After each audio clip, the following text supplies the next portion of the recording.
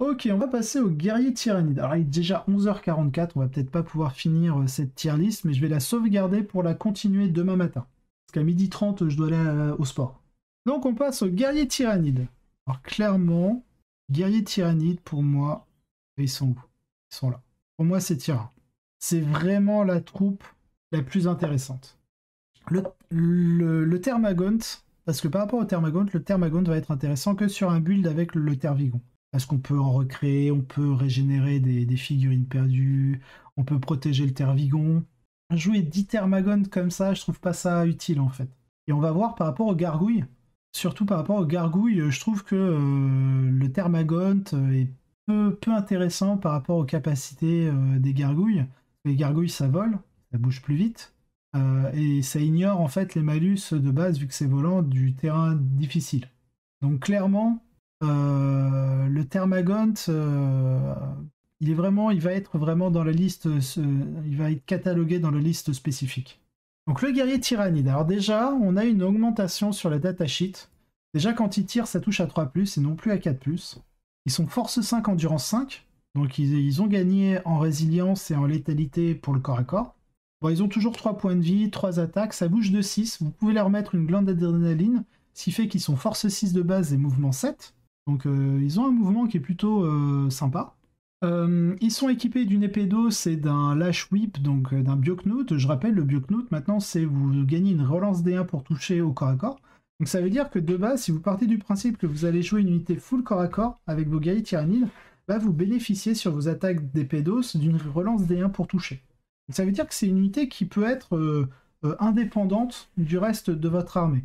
Elle est synapse, donc elle va propager en fait les impératives,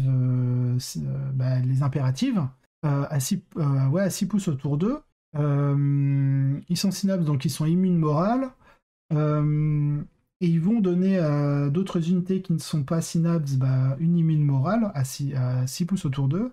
Ils participent au relais synaptique pour propager les buffs. Et l'impérative... Ah, je suis pas allé voir l'impérative du Trigon.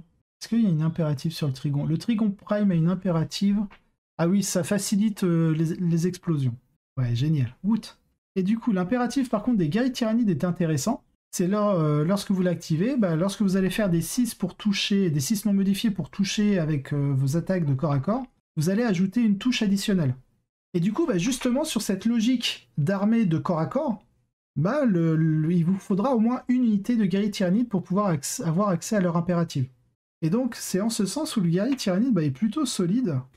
Derrière, en plus, si vous jouez en Léviathan, vu que c'est une unité synapse, vous allez avoir une transhumane à 4+, dessus de suite. Donc ça veut dire que, dans le pire des cas, vous êtes blessé sur 4+. Donc vous enlevez, dans le pire des cas, 50% des touches réalisées par... du volume de touches que vous subissez. Donc c'est plutôt bien.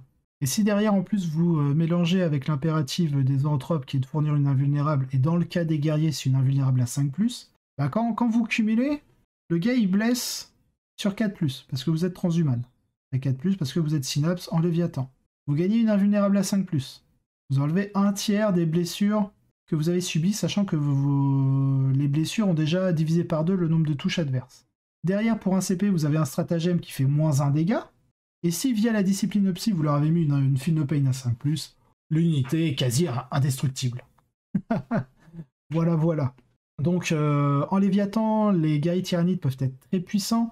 Dans les autres flottes ruches, vous perdez cette transhumane parce que vous n'êtes plus Léviathan, mais vous pouvez aller chercher d'autres choses. Parce que le -1 dégâts, c'est un stratagème, donc peu importe votre flotte ruche, vous l'avez. Et l'invulnérable, il suffit d'avoir une unité de zoanthrope dans votre armée pour pouvoir lancer l'impérative. Donc oui, clairement, le guerrier tyrannide devient très, très intéressant.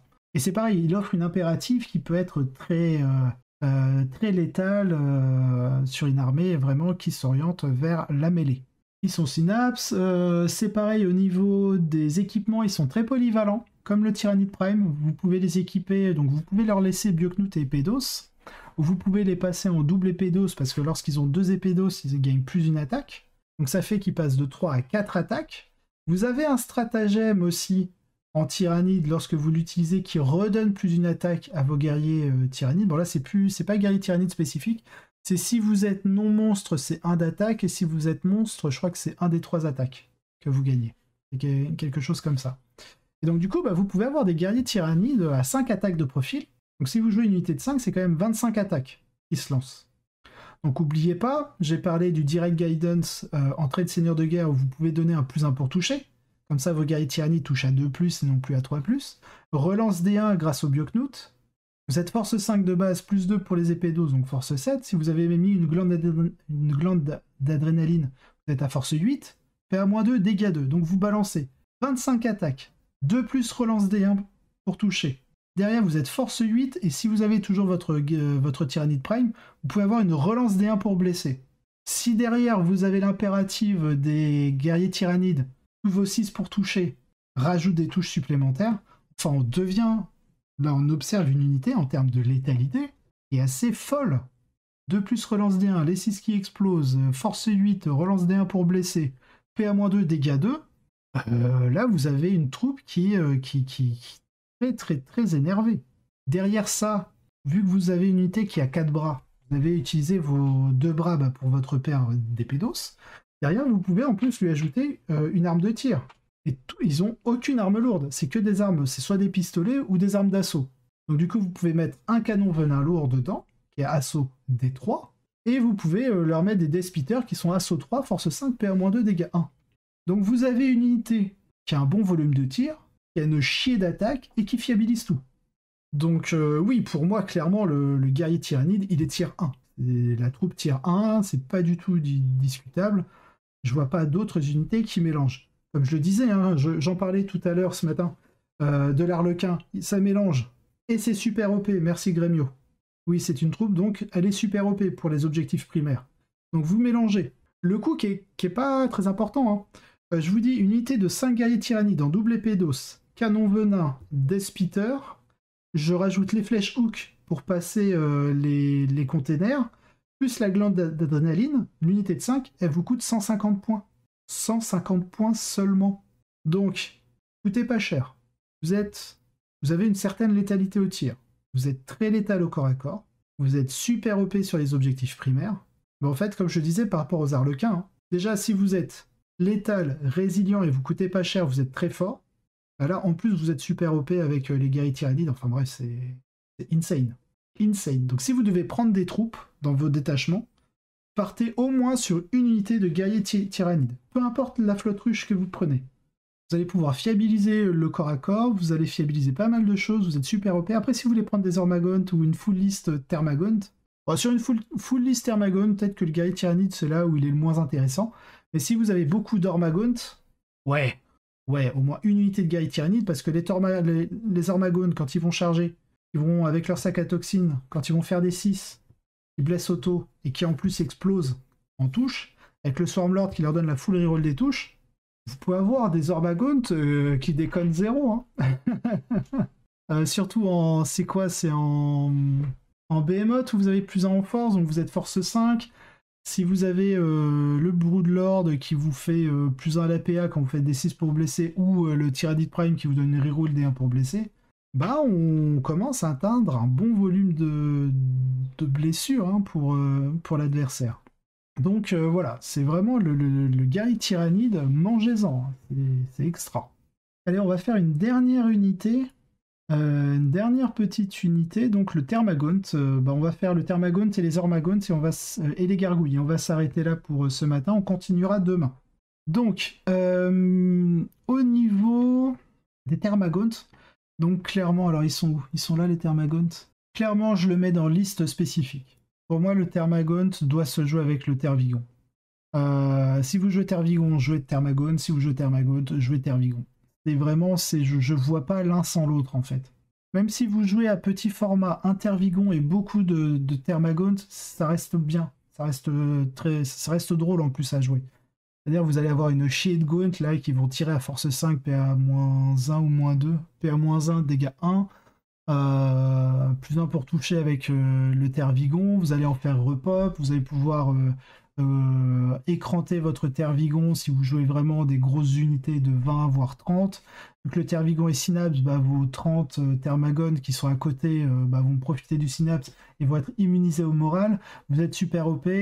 Oui, franchement, pour moi, le Thermagant s'envisage clairement sur une liste qui est dédiée au Tervigon et au Thermagant. Si vous en mettez pas beaucoup des Thermagons, pour un seul Tervigon, je pense qu'à 2000 points et en compétitif, ce sera pas viable. Il faut vraiment partir à fond sur le Thermagant. Et là, on va pouvoir voir qu'il y a des stratégies, des stratagèmes qui peuvent les rendre assez viables. Et c'est pareil, je pense qu'en termes de flotte rush, vous allez être peut-être Gorgon. Je suis pas allé voir Chronos ce qu'ils font, et puis je m'en souviens plus. Mais je pense qu'en Gorgon, vu que vous blessez forcément sur du 4+, vous pouvez avoir certaines orientations. Surtout si vous prenez l'arme Assaut 3.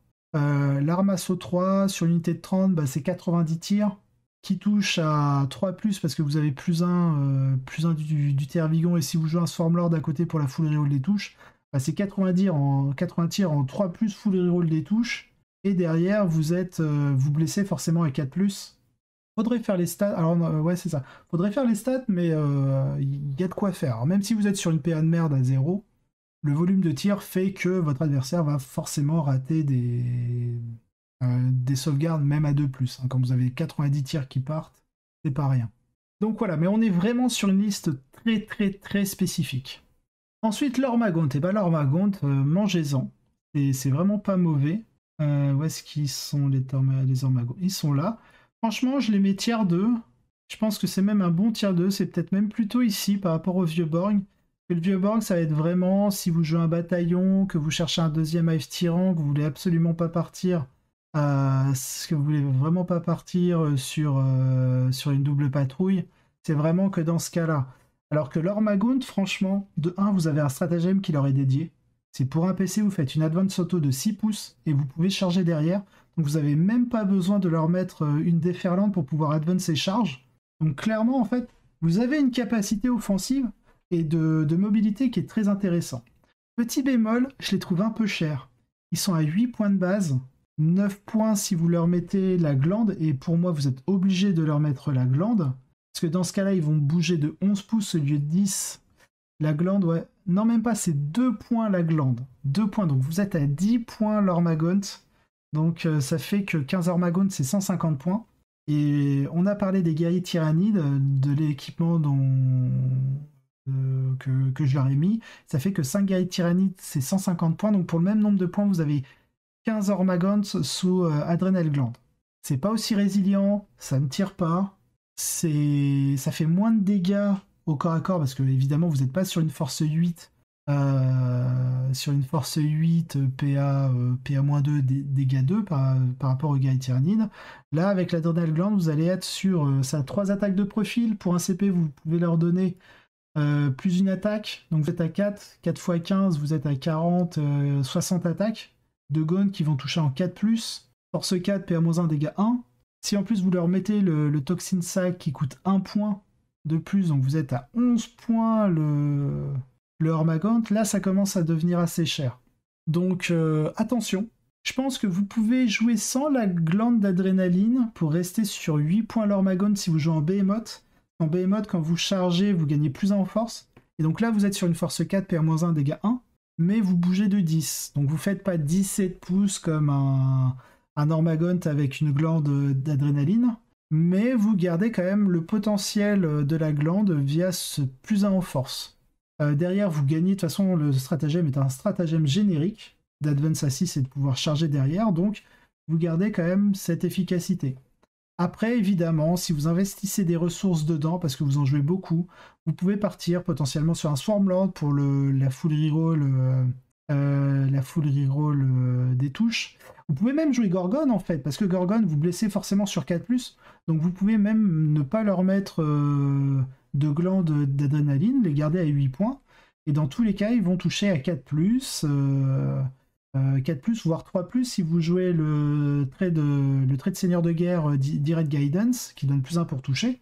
Donc, et si vous avez un Swarmlord à côté, vous pouvez être en 3+, full reroll des touches, et derrière, vous êtes en 4+, pour blesser, parce que vous êtes Gorgon, et vous blessez sur 4+. Voilà, il y a différents builds possibles avec eux. Moi, j'avais testé en Léviathan, ils avaient une transhumane à 3+. Et sous impérative zoanthrope, vous êtes sous un vue à 5+. Donc voilà, il y a des constructions hein, beaucoup plus polyvalentes qui sont jouables avec les Ormagontes que les Thermagontes. Mais clairement, ils sont en dessous du guerrier tyrannide. Voilà. Ah oui, si, puis vous faites un piline de 6 pouces avec vos Ormagontes durant la phase de mêlée.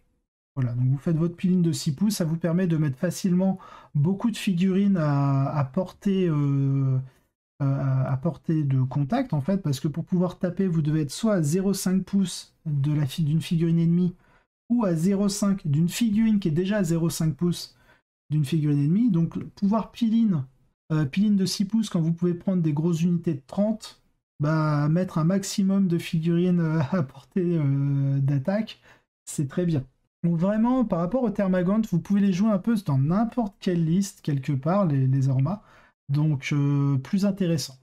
Et enfin, sur la dernière troupe, et on finira là-dessus aujourd'hui, on reprendra demain matin, c'est les Gargouilles.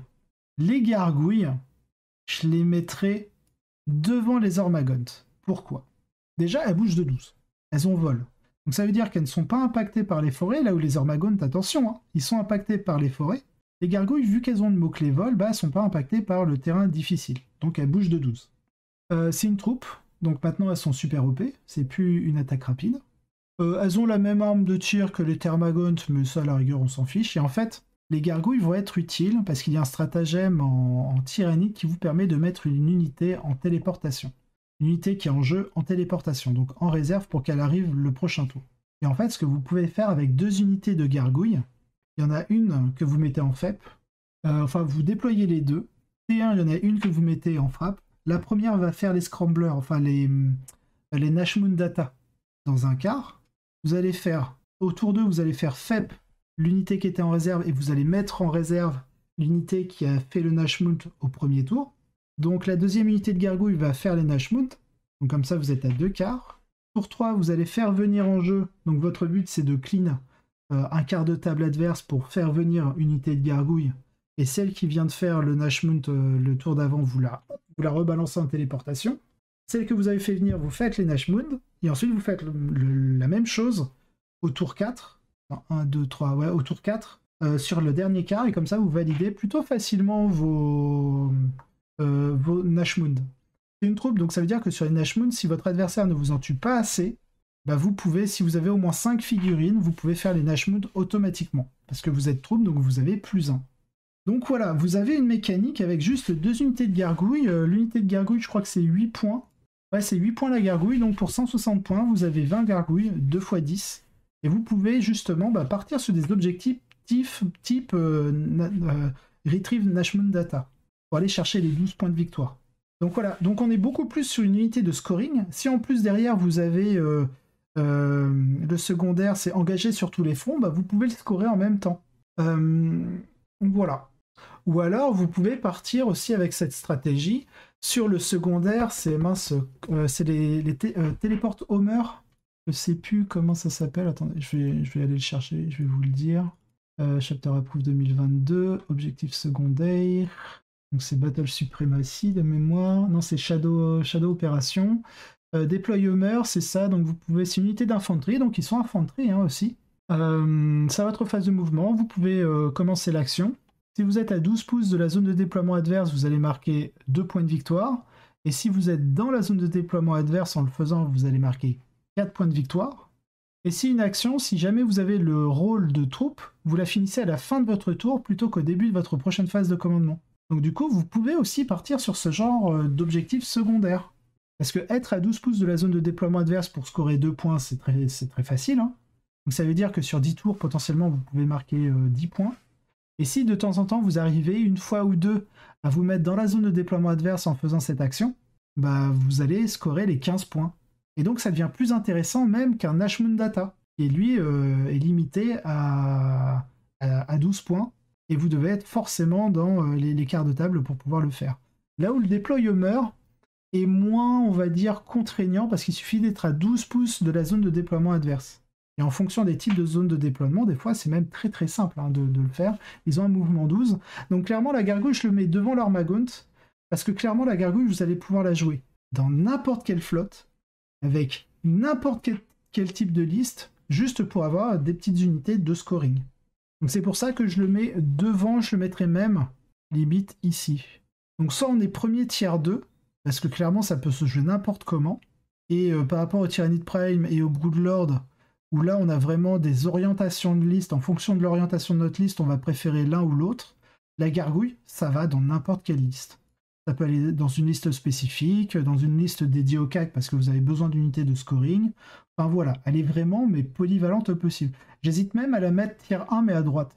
Je pense qu'on va la laisser tier 2 ici parce qu'elle ne sert qu'au scoring, elle n'a pas de létalité en soi. Et c'est pareil, vu que c'est 10 figurines pour 80 points, bah vous pouvez créer un bel écran pour empêcher les frappes adverses. Donc en fait, la gargouille, elle n'est pas du tout là pour le côté létalité ou résilience. Elle est là, mais que pour faire chier l'adversaire et vous donner des points de victoire. Franchement, pour 80 points, vous n'avez pas la létalité, vous n'avez pas la résilience, mais vous ne coûtez pas cher et vous marquez un nombre de points. Et vous avez en fait la stratégie. Et en fait, ces deux objectifs, quand vous avez des petites unités pas chères, mais qui peuvent scorer de manière très différente en étant super OP, bah ouais, en fait, ça devient une unité qui est excellente dans ce qu'elle fait. Mais oui, elle n'est pas létale, certes. Mais pour gagner une partie, il ne faut pas forcément être que létal. Il faut aussi être stratégique, donc pouvoir marquer des points de victoire. Parce que si vous êtes capable de nettoyer de table rase votre adversaire, mais que derrière vous ne marquez pas de points de victoire, bah, vous pouvez perdre une partie. Alors bon, c'est assez rare en général quand vous dominez votre adversaire et que vous le table rasez, c'est que vous avez une dominance sur la table et que vous prenez des objectifs primaires et que vous faites des points de score. Mais si vous êtes une armée d'élite que offensive et que vous n'avez pas de petites unités de scoring, bah vous pouvez perdre une partie. Même si vous avez table rase votre adversaire, parce que lui a occupé les objectifs, il a fait ses secondaires, et du coup, bah, en termes de points de victoire, il vous a largement devancé. Donc voilà, c'est vraiment pour ça que les gargouilles, je les mets top tier 2 ou tier 1, mais un peu plus à droite.